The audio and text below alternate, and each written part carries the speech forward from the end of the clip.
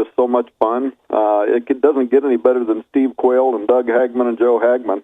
Oh, I'll tell you what, thanks. That's nice of you to say. And it's great to have you on. And I just have to say, kind of out of the gate, I think you hit a home run with this one. But go ahead. I'm not gonna waste any of your time. Go ahead.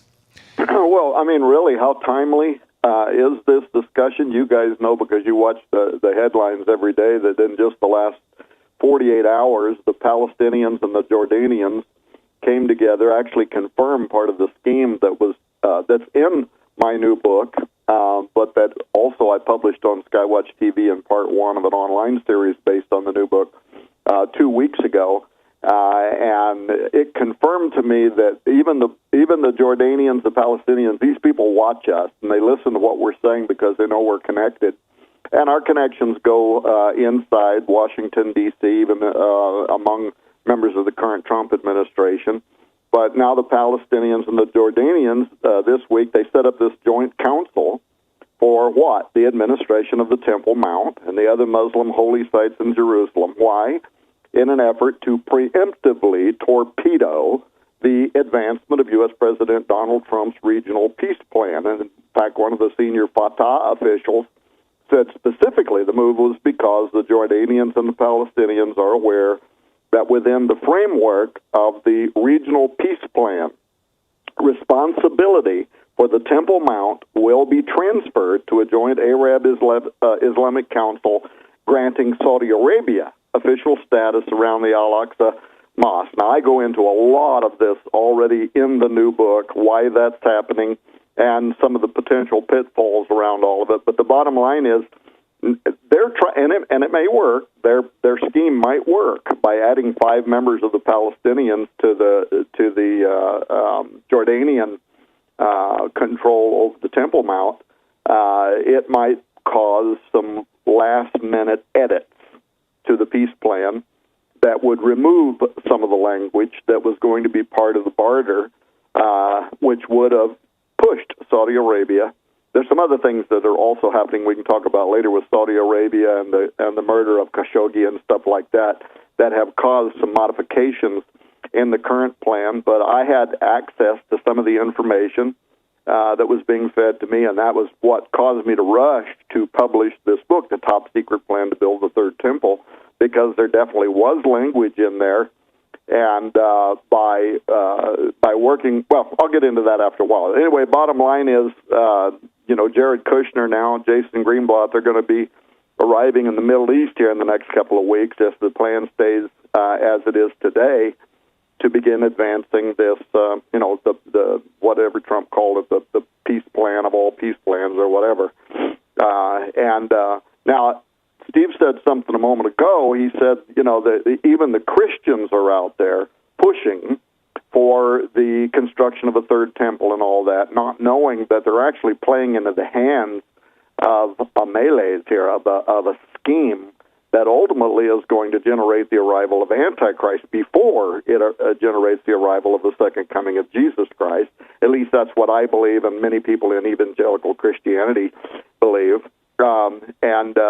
So a second article published just yesterday, actually written by liberals, and they were bemoaning this fact, but the headline is called, "A Christian Group is Building a Movement That Could Destabilize Jerusalem's Most Explosive Holy Site." So if people want to go out and find that article and read it, they're talking about this organization that started a few years ago called Cry for Zion, which is an Israel-based organization, but it's recruiting Christians worldwide in a campaign ultimately to see complete Israeli control where the Al-Aqsa Mosque now stands on the Temple Mount. And so these are Christian Zionists, and the article goes all into how they were instrumental in Donald Trump's decision to recognize Jerusalem as the capital of Israel and to locate the American embassy there. But a move that, without doubt, many of the Orthodox rabbis see as being imbued with spiritual, even prophetic meaning, that movement is a major step forward to what they consider to be the Messianic era that will see the arrival of their Messiah. So, in fact, there was You can Google this and read about it too. There was a Cry for Zion conference just in December, and in fact, it was held at the same Jerusalem Convention Center where you might remember a few years ago, Rabbi Yehuda Glick. Remember when there was an attempt on his life and he got shot like 5 times? And he got shot because not only is he a member of the Knesset, the Israeli government, but he's an advocate for the building of the Third Temple. And so, anyway, they held it at the same place, and this Mordecai Perzov, who's a rabbi, the head of the Mikdash Educational Center, and if that sounds familiar to you, it's because that's the same people who minted the Trump coins, the 2 different Trump Cyrus coins, depicting Donald Trump as a Cyrus figure, but on the back depicting the coming of the Third Temple. And they're selling those coins to raise money towards ultimately the construction of the Third Temple. Anyway, Mordecai, the head of the Mikdash Ed Center, was speaking there, and I'll just quote this brief quote. He said, when maybe the biggest leader, talking about Donald Trump, of the world now says that Jerusalem is the center of the world, it has to be a kind of prophecy. This is our Temple Mount. It belongs to us, and we are not going to go up as visitors. We're going to push and remind people that we are there to build the real house in Jerusalem, and now it's possible. So there is a movement towards all of this, and it's gaining steam, and so maybe not unsurprising. It's also gaining steam among many Christians who are also advocates for the construction of a Third Temple. And behind the scenes, one of the things people will learn when they read this book is that there are those who are among the faith council for Donald Trump, and especially among the Jewish camp, that do really believe that God Almighty put Donald Trump in office as a Cyrus-like figure, ultimately for the purposes of regaining control over the Temple Mount and the construction of a Third Temple. And that is the reason why some of them are being so vocal about it, including members of the Sanhedrin.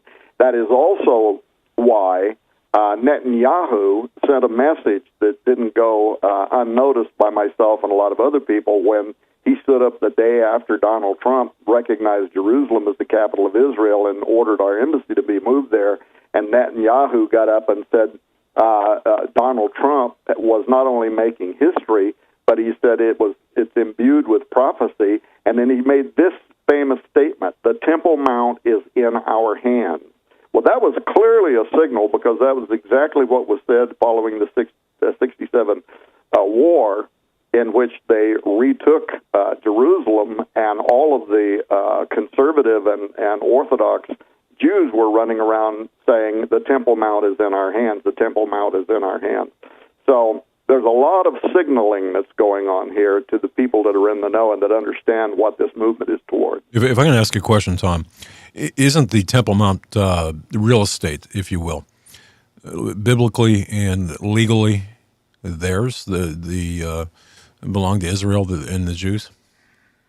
Well, it is, in the sense that they claimed control over it, but at the time they made a deal following the war to give the Muslims, the Jordanians, the Muslims, the Waqf control over the Temple Mount and some of the other holy sites. But the Temple Mount is the firebrand, the cup of trembling. Right. And a lot of Jews today, even secular Jews, believe that was a mistake, because it put so many limitations, like Jews can't go up there and pray and things like that. And that's part of the movement today. Even the ones that are not necessarily looking for the construction of a third temple, they do believe that Jews ought to have access to be able to pray there, and that it's a site that is holy to all three of the Abrahamic faiths. So there are two separate movements then. I'm sorry. I didn't mean to overtalk you. There are two separate movements, if you will. One to reclaim the ground, or one that has reclaimed the ground. And the second, distinctly different, but closely related, would be the Third Temple. I just want to make that distinction. Is that right? That's absolutely right. And both Jews and many Christians believe that the construction of a third temple is necessary. Now, from a Christian point of view, and Steve could probably even do a better job than I can delineating all of this, And for the people that are listening to this program that wonder, why, so what's the big deal about a third temple? Who cares, right, about a third temple? It's because out of especially dispensational Christianity, but even just Western evangelical Christianity, we interpret prophecy, like in Daniel 9:27. It refers to the temple when it says that the prince who is to come, that is the Antichrist, will enter it, and he'll stop the sacrifices in the middle of the tribulation. And so it was Jesus in Matthew 24 who describes this abomination of desolation. In fact, he says, when you therefore shall see the abomination of desolation spoken of by Daniel the prophet, standing in the holy place.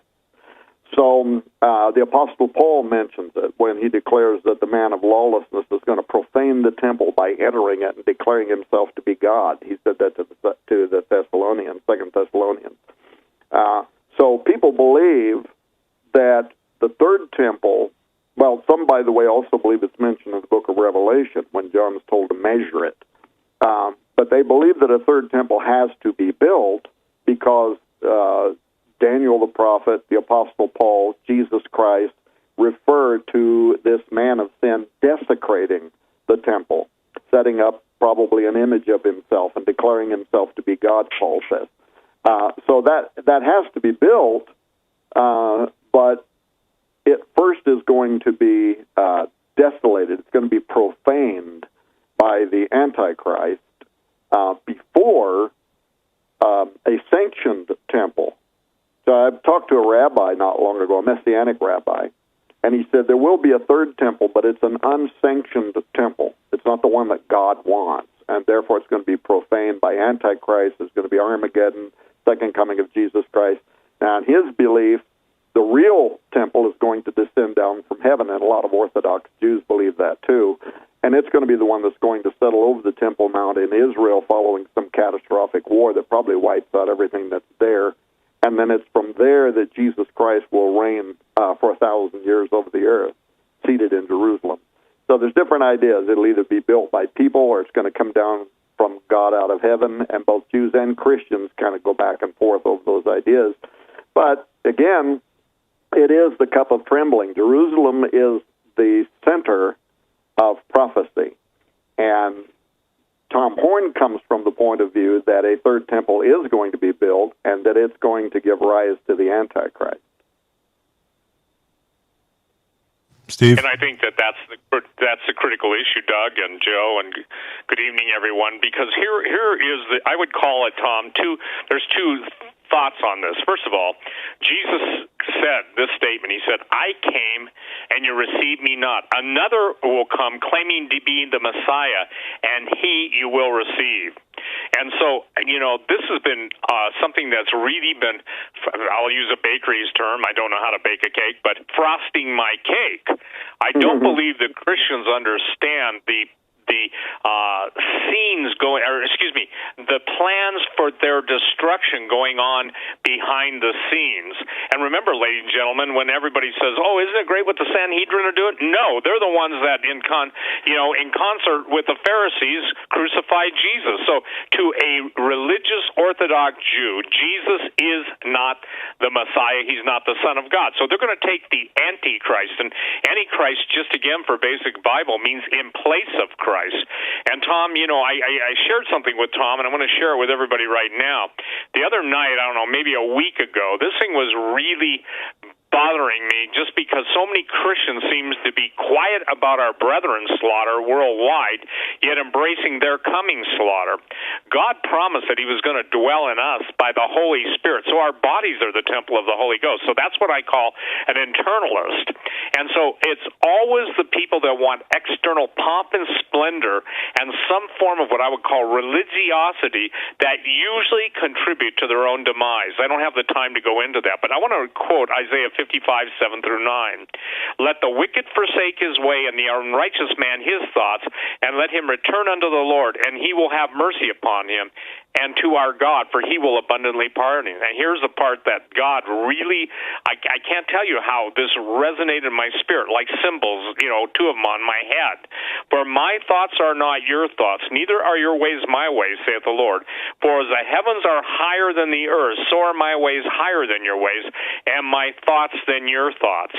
And instantly I felt the understanding that God gave. And listen, this is really critical, because what Tom is talking about, ladies and gentlemen, is the acceleration of Bible prophecy. It doesn't matter if you're looking at it from the Palestinians' viewpoint, the Muslims' viewpoint, the Jews' viewpoint, but it really matters from the Christian viewpoint, because all of Jerusalem and the entire, if you will, antiquities and everything in this 1948 forward Israel is basically controlled by international elitists. It's just like, where are all the books of Enoch? There were 360 volumes of them, and we only got partial to 3 of them. So all of the real antiquities, from the bones of the giants to other Dead Sea Scrolls validating the scriptures, actual findings, that absolutely testify to Jesus, they want that stuff covered up. And so what I was telling Tom the other night, I just heard this in my spirit. Now look, here everyone has to take this to the Lord in prayer. I felt the Lord said, Steve, it was during the days of Jared. Now, Jared in the Old Testament lived to be 962 years old, okay? And Jared was the father of Enoch, the biblical Enoch that walked with God and was not, and God took him. But what was interesting, here's what dropped into my spirit. I'd never thought of this in my life, so all I can say is that, something's going on here. That Jared was the patriarch, second oldest man in the Old Testament, when the fallen angels fell on Mount Hermon. And that's in the book of Enoch, chapter 6, and it's also in Jubilees referred to. Now, what's important is that Enoch was the 7th from Adam. And so what we're seeing here is some unusual things. We've got the 7th from Adam, and I believe Enoch is one of the 2 witnesses, and this has everything to do with what we're talking about, that Jared Kushner, the man of peace behind the scenes, is absolutely the prime candidate, I believe, for the AC, the Antichrist. Because, listen, here's why. The spirit, in my opinion, the Bible talks specifically about the spirit of Antichrist, the literal devil entering into him, just like you did Judas Iscariot. But what's even more important, Jared Kushner's address is 666 Fifth Avenue. And if you understand the history of the Tishman building, that's what it was called originally, and then the Bronfmans and the whole, if you will, menagerie of different players in trying to fund the 1.4, I think it is, $billion purchase price of that piece of real estate, if you take New York, and I do, as the commercial center of commercial Babylon, then what you've got is you've got someone whose name links with the time of the fallen angels, and it's my position, Tom, I know you know this, that the earthly kings, so many of them are fallen angels, if you will, in human drag. That's the only way I know how to say it. And the thing that is really critical is that it's imperative that people understand that there's a lot in a name, because the name Jared, and that's what's interesting, means descent or descendant. So the parallels, why did God speak Isaiah 55, 7 through 9? Because he was telling me, Steve, you're not going to be able to figure it out. And only my people who are staying close to me will have eyes to see and ears to hear. And aren't we commanded that in the scripture, Tom? Yeah. So just as God has opened your eyes to the whole, if you will, outplaying of the third temple, we have now the outplaying of the building of the third temple, in which Antichrist will come, and we've got Christians basically clapping and jumping up and down and paying money to bring about the ultimate destroyer of humanity. And I don't know how to say it any more easily. Yesterday on the Daily Mail, there was a story about Ivanka Trump addressing someone, and interestingly enough, she had a red Kabbalah-style thread bracelet. And if you don't understand, Kabbalah is basically, it's Jewish mysticism. Some people call it Jewish witchcraft. So, and that's listen to this, that's to protect the person wearing it from the evil eye. And the first person that did that openly and really made a big deal about it was Madonna. Now that's interesting that we've got the, if you will, within the present, we've got the president who's doing everything that he believes is right to do for Israel, the Cyrus coins, all of those events, but, as his physical descendant is married to what could turn out to be one of the most, what would you say, villainous men in the world. That is my opinion. And I think if people will pray about it, he comes on the scene. But look at, he's been behind the scenes, the fight over his security clearance. There's so much going on behind the scenes that I think it's really difficult, Doug and Joe, for people to get a grasp on this. But here it is in a nutshell. I'm going to turn right back to Tom. We've got the temple being built. We've got all the events lining up. We've got everything shifting in gears at Redline, and that means you're just shifting from one to another. You don't ever want to lose. So we're not losing momentum. We're building momentum. We're building momentum. And instead of the tachometer pegging, we're getting new, if you will, new energy bursts, not good, evil ones, and they're raising, they're revving up their engines, so to speak, and they're going into a realm now where it's going to accelerate beyond most people's ability to keep up. And this is why I want to tell something, and I want to make it clear. Those of you who are, quote, getting involved in this, jumping up and down, sending money, listening to the standard evangelical, this is a fulfillment of prophecy. It's the Antichrist, the in place of the Lord Jesus Christ that's coming. And that in itself, Tom, will provide the basis, as you know, your book, Blood on the Altar, which, by the way, everybody who's listening to this broadcast, if there's ever a book that has been more timely, even though it was years ago that Tom first printed it, it's Blood on the Altar. You must get that. Go ahead, Tom. That just gives the Jared Kushner unusual, coordinated arrival on the scene at the same time. And by the way, he's hooked up with all the billionaires who are the ones that basically control the Middle East. Well, that's what I was going to say. When people get my new book on the Third Temple, they'll read in there how Jared has been central to the secret negotiations with Saudi Arabia and his friendship with the Crown Prince. So they will read all about that he's been playing this central role. Look, it hasn't been, you brought this up, me and Chris Putnam predicted the resignation of Pope Benedict XVI a year in advance. But it hasn't been since that time, when we wrote Petrus Romanus, that I had such a powerful gut feeling that things are unfolding right now. And I don't believe in New Age stuff, premonitions, none of that kind of stuff. But there is something here that sometimes, the Lord speaks once, yea, twice. The Holy Spirit will reveal things to you. Jesus said, there is something that is coming, and this time it's much bigger than the prophecy of the Pope. In fact, it's earth-shattering. I think it's going to accomplish nothing less than literally altering the course of history. And I'll make several points about that as we talk tonight. But at the end of the day, it's going to unfold and set in motion arrival of Antichrist and Armageddon, followed by the second coming of Jesus Christ. That's what I personally believe. That's why it's so much bigger than what Chris Putnam and I did, with all respect, on the prophecy of the Pope. This book, by the way, took over a year of research, and I had to make several visits to Washington, D.C., to meet with some people there that are, I can't name their names. That doesn't even make any difference because it's not going to change the facts anyway. But it's not because Tom Horn is so smart and such a great investigator that he figured out some of this stuff.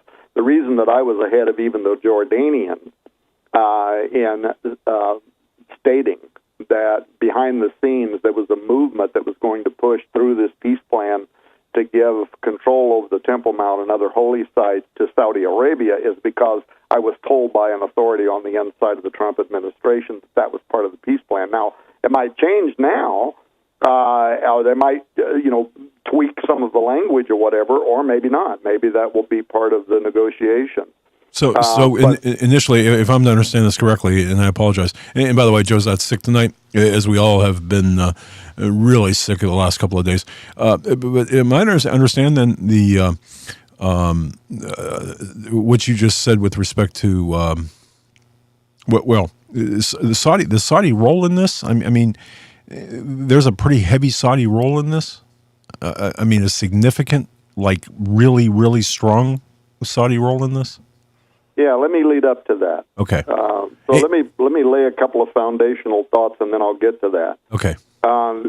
What's happening right now, and by the way, there's different ways this could play out that might not even necessitate the building of a third temple on the Temple Mount, but that still may allow for the Orthodox Jews to begin the services to create a holy place that could be defiled. I'll explain this in just a second. I know that sounds confusing, but just bear with me for a minute.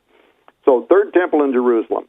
The move towards that has been happening. It's been part of the peace plan negotiations, though you're not going to hear Donald Trump, not yet. When the time's right, I think he will. But you're not going to hear him come out tomorrow morning and say, what I want to do is see a third temple built in Jerusalem, because that's just a declaration of war. But the idea was it would never happen with Jordanian control. And now the Jordanians have the Palestinians, because, the whole peace plan is all about the Palestinians making claim to certain parts of Israel, including Jerusalem and whatever, and they're not going to accept any kind of a peace deal unless they get what they want. So you had to wrestle from the Jordanians control over the Temple Mount in order to give the Orthodox Jews what they want, and really to play Donald Trump. Behind the scenes, Donald Trump is being told, well, it's not all just behind the scenes. The rabbis are being spoken about this across Israel, including members of the Sanhedrin and whatever. But he's being told behind the scenes that God put him in this position and that his role is messianic, not that he is the Messiah, but that he was put into this position to give rise to the Jewish Messianic era, which is also going to include the building of a third temple. Donald Trump's been told this. He's not an idiot. He sees the coins with him and Cyrus and the third temple on it. He's totally aware of what's happening. That is the reason why he handed over to his son-in-law, Jared. And by the way, Steve, I had never thought of that until you brought it up, the significance of his name as it's connected to the book of Enoch, the days of Jared. But that's why he handed it over to his Orthodox Jewish son-in-law to handle these negotiations, because Jared is working with the sensitivities of the Orthodox Jews behind the scenes, but then also the political realities of how do you wrestle from the Jordanians control, the control over these sites that are sensitive. But if you understand this phrase, to speak in sato, it means to say things that mean something beneath the surface to those that are in the know and understand. And that's exactly why Netanyahu said when Donald Trump recognized Jerusalem as the capital of Israel, he was making history. He was speaking prophetically. These are prophetic times, Netanyahu said, and the Temple Mount is in our hands. These are all really strong phrases that go directly to the intended audience to signal to them, we're on your side. When the time is right, we're going to speak in full-throated voice in support of control over the Temple Mount, the coming of a third temple, and so on. Now, connected to all of that stuff, I believe that when the time is right, Donald Trump is, as the rabbis in Israel hold, he's going to play a key role, as he has been so far, by speaking in favor of the third temple construction. And when that happens, I'm telling you, it's going to ignite the single most important and prophetic event in our lifetime. Now, unfortunately, as Steve has pointed out, for those who at first are finding all this great joy in the temple's construction, that exuberance is going to be short-lived, and it's going to cave to terror. Now, how many people around the world that are listening to this program understand that these are already facts? Number one, that the architectural plans for the third temple have already been designed. Number two, that the Sanhedrin, the nascent tribunal that styles itself after the Second Temple era Jewish court, recently instructed Jerusalem mayoral candidate to include in their plans the building of the third temple. How many know that at the close of 2018, the Sanhedrin also invited 70 nations to dedicate the altar for the third temple? And we can talk later about the significance of the number 70 and the number 72, but it's again tied to what Steve was saying about Jared and the book of Enoch. Evangelical Christians and Jews gathering in Jerusalem at the close of 2018 for this huge interfaith conference. This was only a couple of months ago. And what was the point of it? Go and Google this and read. It was aimed at joining efforts to build the third temple and for the inaugurating of the Messianic era. I mean, seriously, Christian friend, how could you be more confused? The Messiah has already came. That era was already launched 2,000 plus years ago, right? Anyway, Freemasons, I don't spend a lot of time on this in the book, but Freemasons in the U.S. and Israel have been planning for decades to build the third temple. I talk a little bit about that. We all know that Jews are demanding access now to the Temple Mount. They're having visions of the third temple.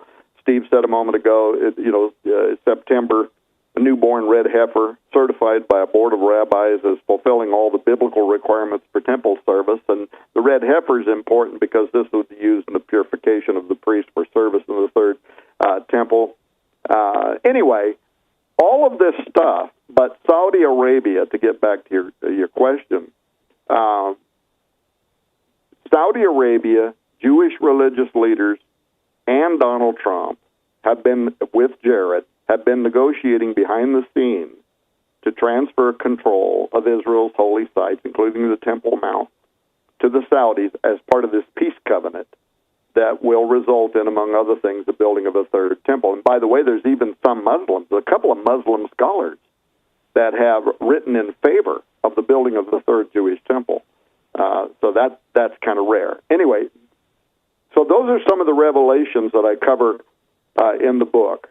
And I go into the history of the temple movement, what's been happening in Israel, the building of the devices and whatever that's going to be used. But I want to tell you, I'm not sure exactly what I can tell you, but I spent yesterday, I spent yesterday, Monday of this week, in a behind-doors meeting that included Jim Barfield, the guy that's been leading up the Copper Scroll Project, but 4 other people in that meeting, where we had to sign a non-disclosure agreement. And for people that don't know Jim Barfield, he's a former criminal investigator out of Oklahoma that some in Israel, both in the government, in the Knesset, but also in the Antiquities Department, believe has deciphered the enigmatic 2,000-year-old scroll known as the Copper Scroll, the Dead Sea Copper Scroll, which, if Jim is right, is in essence a treasure map pointing to the hiding place of the lost temple artifacts, as well as the location of the Ark of the Covenant and the Tabernacle of Moses, the table of shewbread, and the altar of incense, and so on. Now, the political restrictions of that region have made excavating the places that Jim's point to difficult, to say the least. But this is connected to these behind-the-scenes negotiations. And all of that could change very soon. And there is almost a sense of desperation that digs in the appropriate places need to happen while Donald Trump is in office, while Israel has favor, like it does right now with the U.S. government, and also potentially changes to who controls these sacred locations. Because if Donald Trump loses in 2020 and then a Democrat or whatever, an Obama-like figure, gains control, then it's very likely that a different kind of peace covenant is going to come down the line, in which control also over Qumran and some of these other sacred locations would be handed over to the Palestinians, and then either the digs would never happen, or if they did, and if anything was uncovered, they would claim possession of them. So if you think of the orthodoxy of what the Temple Mount advocates want to see happen with a third temple and the reinstitution of, the sacrifices of animals and all of that.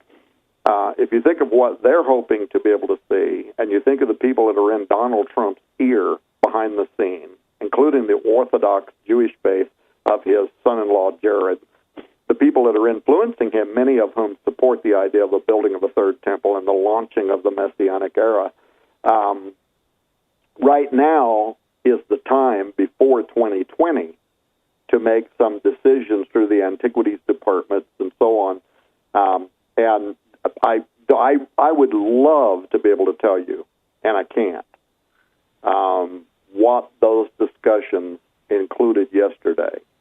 But just know that it represents dozens of people that are part of both this government, I'm talking about at the congressional level, and dozens of people that are involved in the Jewish government that are looking at this question right now. I know that sounds almost too much to believe, but it's absolutely a fact.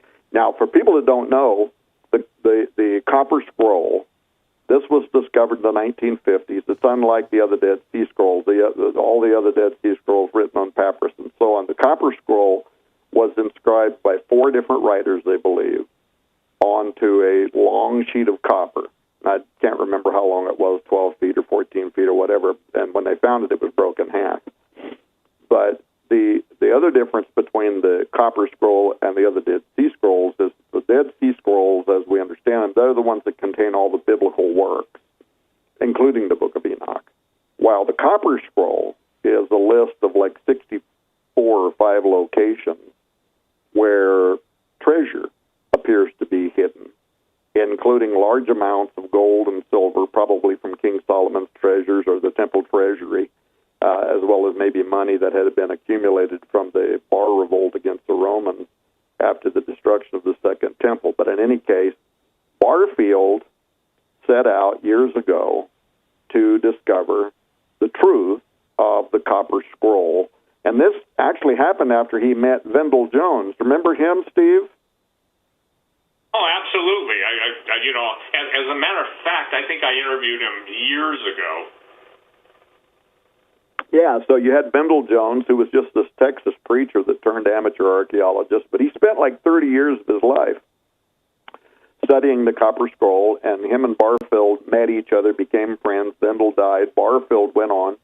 Barfield's an award-winning investigator. He was an arson investigator, so all of his techniques, he won the Oklahoma Arson Investigator of the Year. He also won a National Investigator of the Year award. So all the stuff that he was trained to understand how to do, so getting fingerprints and matching up points on fingerprints, that kind of thing. And then he was also a combat helicopter pilot in the U.S. Army, so he had to learn all this stuff about triangulation and all that. So you can kind of see how his brain works with some of the techniques around fingerprint identification, that kind of thing, how he's looking at these different images and matching them up to the Copper Scroll text, but then also triangulation and that kind of thing. Anyway, my acquaintance, Rabbi Adam Berkowitz at Breaking Israel News, he wrote recently about how Barfield had met with the Israeli Antiquities Authority, the director over there, Shuka or something like that, Dorfman, who was really unreceptive to what Barfield had to say at first, but then as Barfield went through all of his slides and he's showing everything, he's showing the Hebrew language and what it's saying about these different things, he became really enthusiastic, so he sets up this meeting with archaeologist Yuval Peleg, who's, of course, legendary in Israel. I think he died a year or two ago. And Peleg was also skeptical, but then became a complete believer. And they're the ones that first, and this was a mystery too, but they gave dig permits to Jim Barfield. And you can go on Google and you can watch videos about this, and you can see Jim Barfield and Peleg and all these guys in Qumran. And they're getting ready to do all these digs. And at the base of a mountain where Barfield believes is the cave where Jeremiah hid the Ark of the Covenant and other stuff. And it does very much look like a cave has been buried there with a bunch of loose rock and then some kind of superficial structure put in front of it.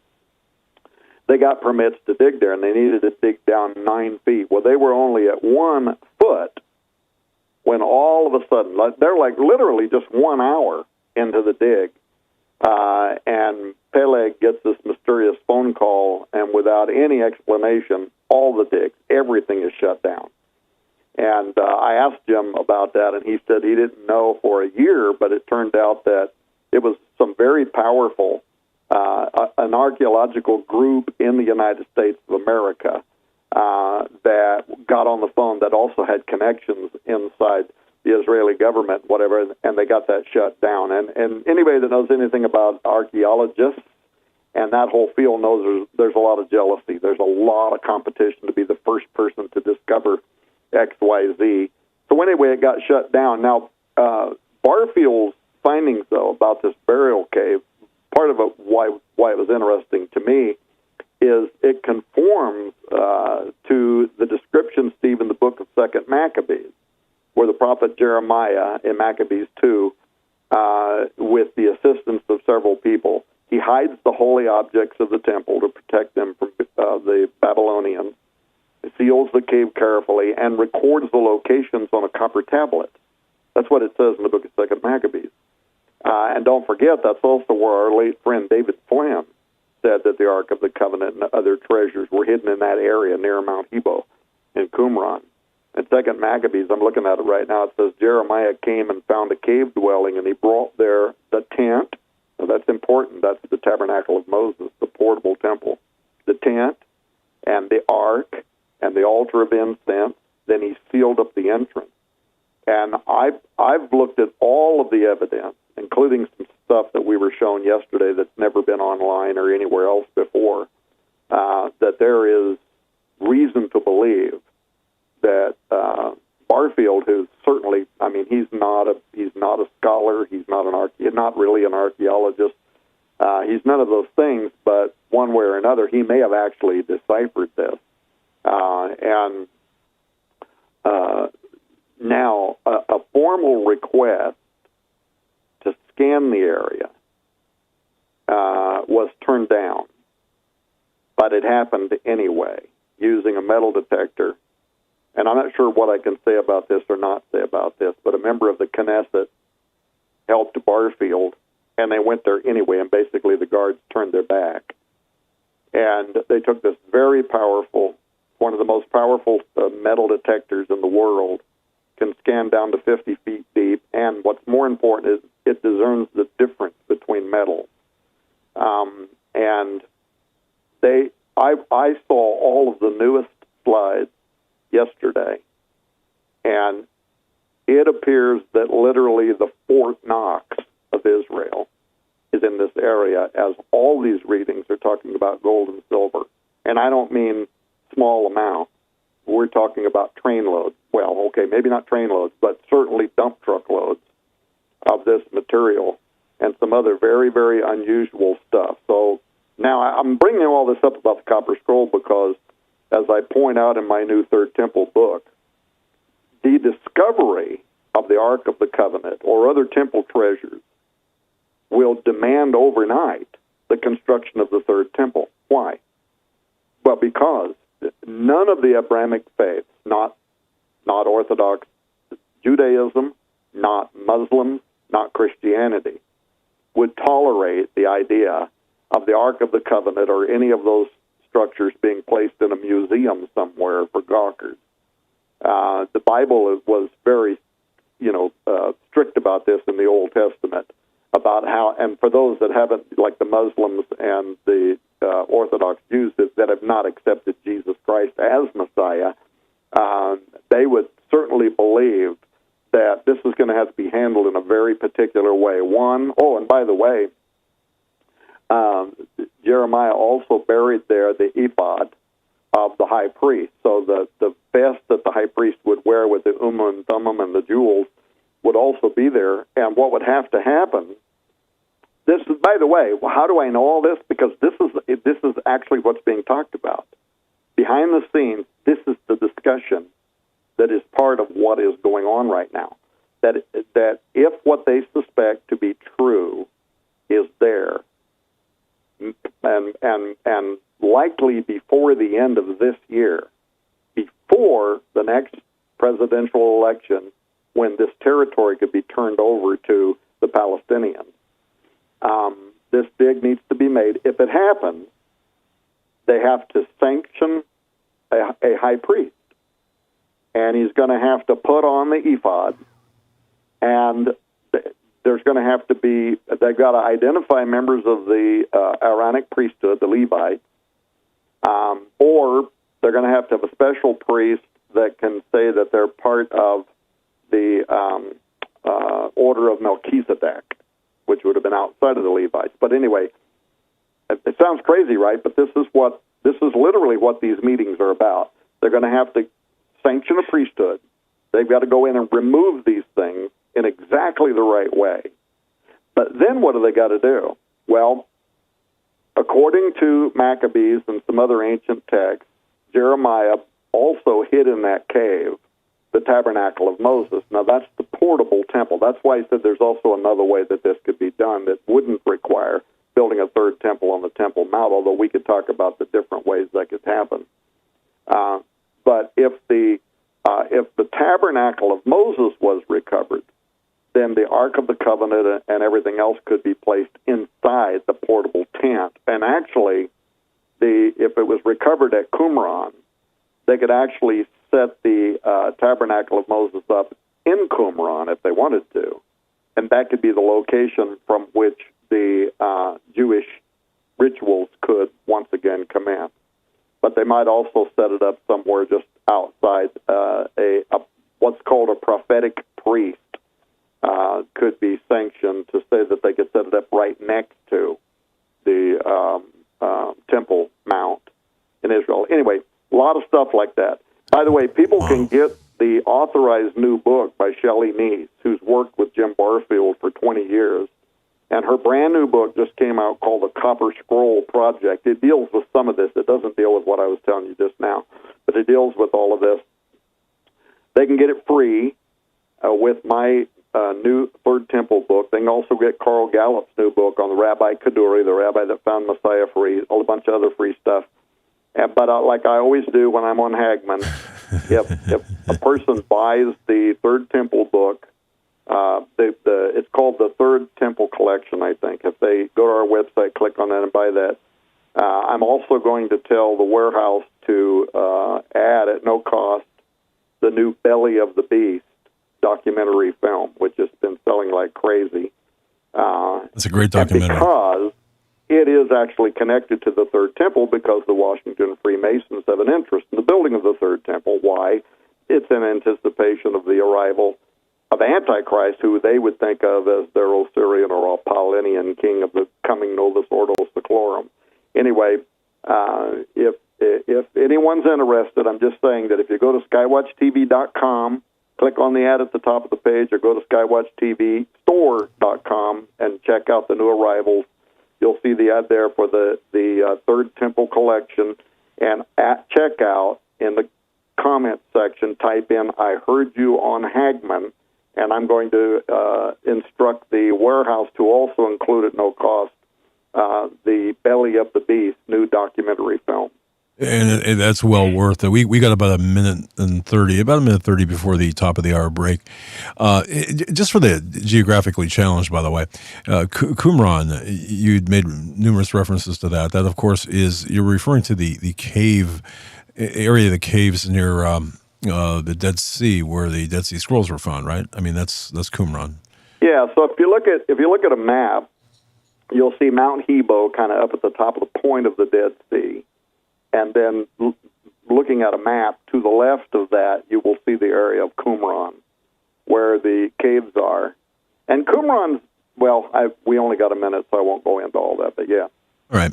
Folks, Steve Quayle and Tom Horn, and the great thing about this is you're hearing first here on the Hagman Report, the rabbis, Donald Trump, and the top secret plan to build the Third Temple.